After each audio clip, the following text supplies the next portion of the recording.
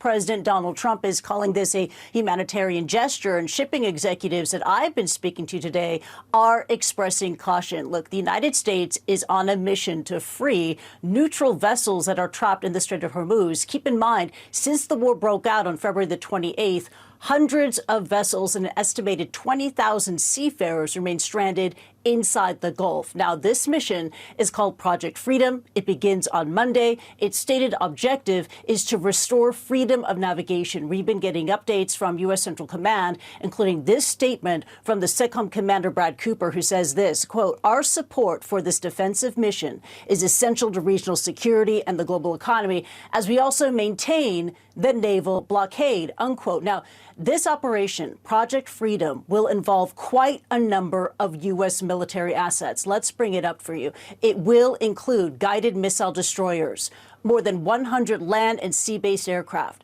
It will also include 15,000 service members. Now, this is important.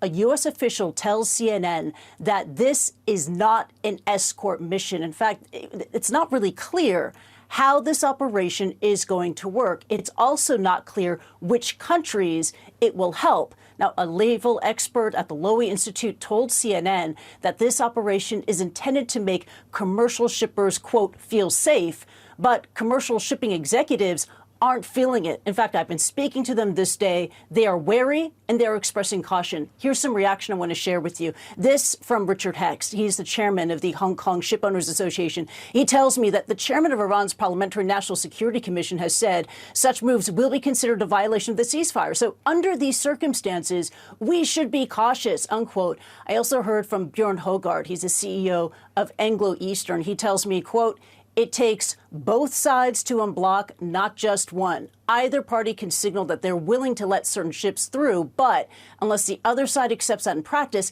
it doesn't materially change the reality on the water." He goes on to add, "Announcements are one thing, safe and predictable passage is another," unquote. Now, before this operation was announced, we learned that a vessel was hit by a projectile in the Strait of Hormuz. This was a tanker. According to the UK MTO, the crew is safe. They are reported to be safe. There was no environmental impact. An investigation is ongoing. But the fact that that incident happened only underscores the risk and the danger for vessels and seafarers still stranded in the Gulf. Yeah, Linda. exactly, Kristie. The risk remains. And the Strait of Hormuz effectively is still closed. So how are gas prices looking? Yeah, gas prices continue to be very elevated at the pump across the world and the United States as well. We're now looking at average gas prices in the U.S. Let's bring up the latest AAA rating for you. It's about, let's see, $4.45. We've also been speaking to drivers from Manila to the Big Apple, getting a sense of how this is impacting their lives. I want to share with you what we learned from a New York City yellow cab driver who shares this with CNN. He says this, quote, "The gas going up every single day now from $3.60. Now it's at $4.45. It's affecting everyone, not only me." And the driver adds that he is spending about $400 a week for gas. That's almost double the amount that he paid 2 months ago. Back to you, Linda. Yeah, that's an interesting description of what the reality is on the ground for people right around the world.